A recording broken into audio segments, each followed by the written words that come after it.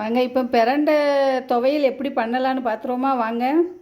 இந்த பிரண்டையை தொலியை நீக்கிட்டு நல்லா சுத்தமாக கழுவி வச்சுருக்கேன் பாருங்கள். இது ஒரு 150 கிராம் இருக்கும். இது ஒரு பூண்டுன்னா நல்லா பரும்பூண்டாக ஒரு பூண்டை உரிச்சிருக்கோம்.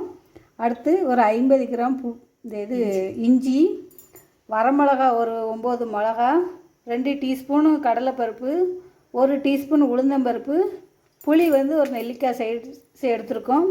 இப்போ இதை நம்ம எண்ணெயில் பொரித்து எடுக்கணும். இப்போ வாங்க வீடியோக்குள்ளே போயிடலாமா. இப்போ சட்டி நல்லா காய வச்சுருக்கு. இப்போ இதை எண்ணெயில் சும்மா இதை வறுத்துட்டு அதுக்கப்புறம் அதை எண்ணெயில் பொரிக்கிறதை காமிப்போம். இப்போ உளுந்தம்பருப்பும் கடலைப்பருப்பும் வறுத்தாச்சு. இப்போ அதோட என்ன போட போகிறோம்னா வத்தலை போட போகிறோம். நம்ம வத்தலை போட்டு அதோட லேசாக ஒரு வறுப்பு வறுத்துக்கிடுவோம். இப்போ வரமிளகாவை அதில் போட்டு லேசாக வறுத்துக்கிடுவோம்.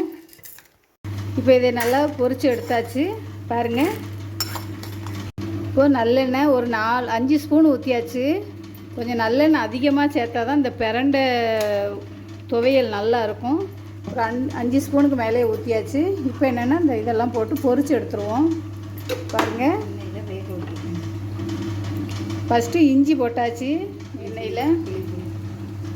ஃபஸ்ட்டு புளி போட்டாச்சோ, சரி புளியை போட்டாச்சு. இப்போ புளியை நல்லா பொரித்து எடுத்துட்டோம் பாருங்கள். எண்ணெயில் அப்படியே அரைச்சி எடுத்தாச்சு.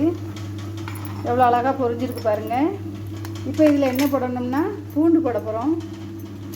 பூண்டு நல்லா எண்ணெயில் பொரித்து அள்ளிடணும் பாருங்கள். இப்போ பூண்டு போட்டோடனே வாசனை கமகமன்னு வருது.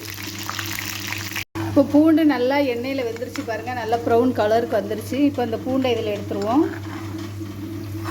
இப்போ அடுத்து இஞ்சியை போட போகிறோம் பாருங்கள். இஞ்சி நல்லா ப்ரௌன் கலருக்கு வேகட்டும்.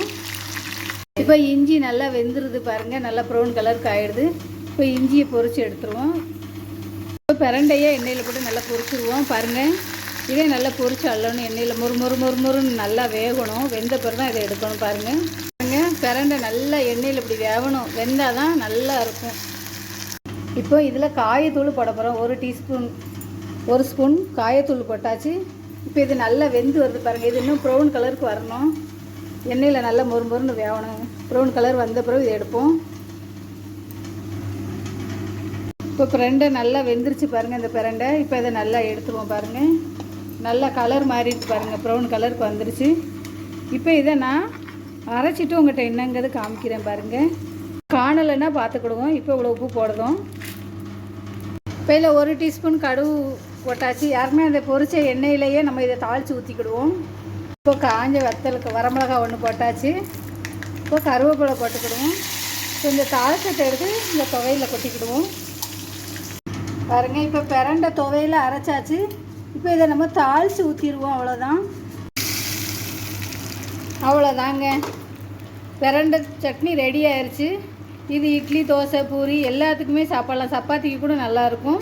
சாதத்தோடு தயிர் சாதத்தோடு சாப்பிட்டா அவ்வளோ அருமையாக இருக்கும். மூட்டு வலிக்கு இது ஒரு நல்ல மருத்துவ குணமும் கூட. ஃபஸ்ட்டு நம்ம சேனலில் சப்ஸ்கிரைப் பண்ணாதவங்க சப்ஸ்கிரைப் பண்ணுங்கள், லைக் பண்ணுங்கள், ஷேர் பண்ணுங்கள். செஞ்சு பார்த்துட்டு கமெண்டில் சொல்லுங்கள். அவ்வளோதான்.